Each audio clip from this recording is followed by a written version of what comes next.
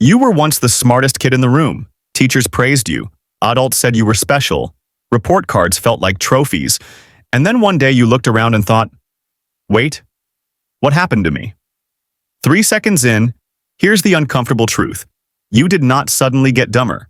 The system around you changed, and nobody warned you. When you were a kid, intelligence was easy to measure. You followed rules. You finished homework. You memorized things fast. You raised your hand. You got gold stars.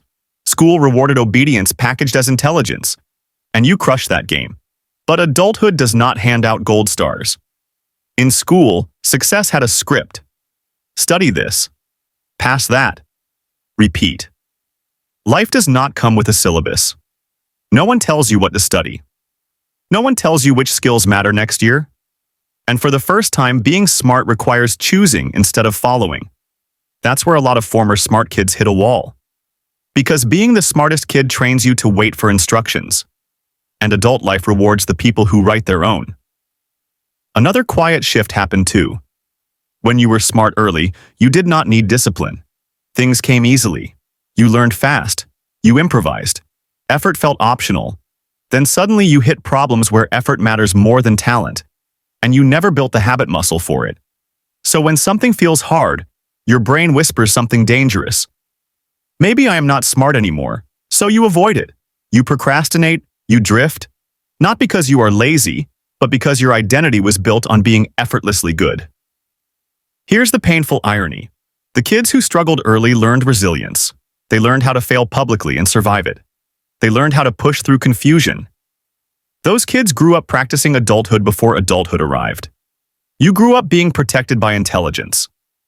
Another thing no one talks about. Praise can freeze you in place.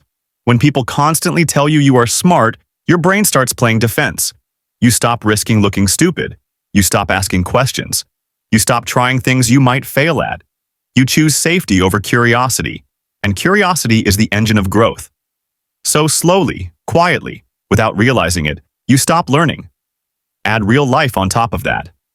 Bills, family expectations, comparison on social media, the pressure to succeed fast, to already be something by 30. Your mental energy gets fragmented. In school, all your brain power went to one thing: learning. In adulthood, your attention is split 1,000 ways. Work stress, money stress, relationship stress, decision fatigue. Your brain is running background processes all day long. So of course you do not feel sharp like you used to. You are tired. Not stupid. Another brutal shift. School rewards potential. Life rewards output. Adults do not care how smart you could be. They care what you actually ship, what you finish, what you follow through on. And potential without execution slowly turns into regret. That gap between who you were told you were and who you feel like now creates shame. Quiet shame. The kind you do not talk about. You tell yourself you peaked too early, that you wasted something, that you should be further ahead by now. That story eats motivation alive. But here's the reframe that changes everything. You did not lose intelligence. You outgrew the environment that measured it. Your brain is still powerful, but it now needs different inputs. Adult intelligence is not memorizing. It is prioritizing. It is pattern recognition. It is emotional regulation. It is long-term thinking. It is doing boring things consistently. None of that was tested in school. You were trained for exams, not for uncertainty. And here's the good news most people miss. That means you can retrain. But not by going back to being the smartest person in the room. You grow by being a beginner again.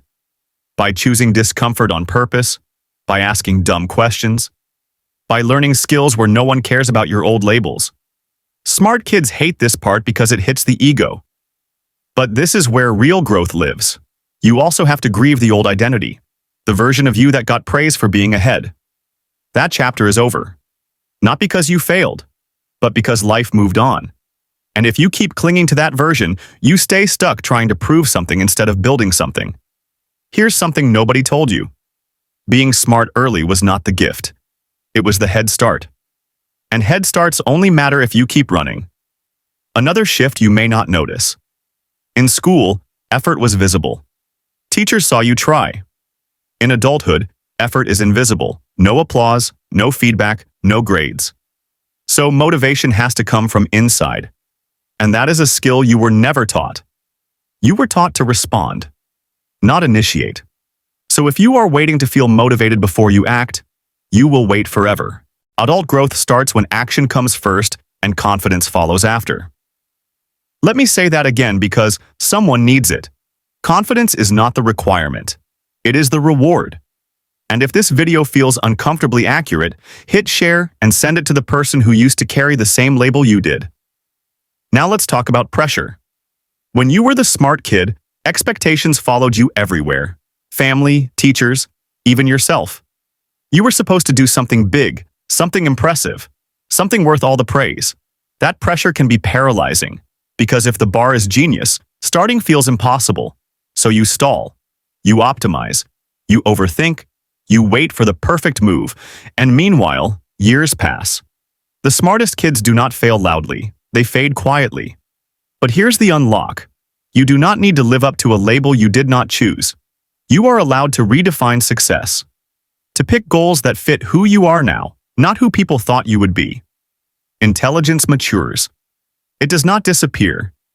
It turns into judgment, perspective, taste, strategy, but only if you use it. Start small.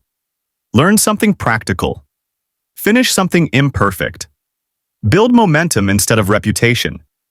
And unsubscribe from the idea that your worth is tied to how impressive you look. If this is hitting home, subscribe. We talk about the psychology behind work, identity, and burnout here without the fake motivation. Now here's the part that changes how you see yourself.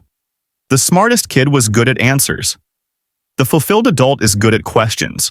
What do I want now? What actually energizes me? What problem am I willing to struggle with for years? Those questions are harder than exams, but they matter more. And if you feel behind, here's the truth no one tells you. Most adults are improvising, even the ones who look confident. They are just comfortable learning in public. You can learn that too. Your story is not that you peaked early. Your story is that you were trained for the wrong game, and now you finally get to choose a better one. So if you ever catch yourself thinking, I used to be so smart, what happened to me? Watch this again, because the answer did not change. And this time, you will hear it differently.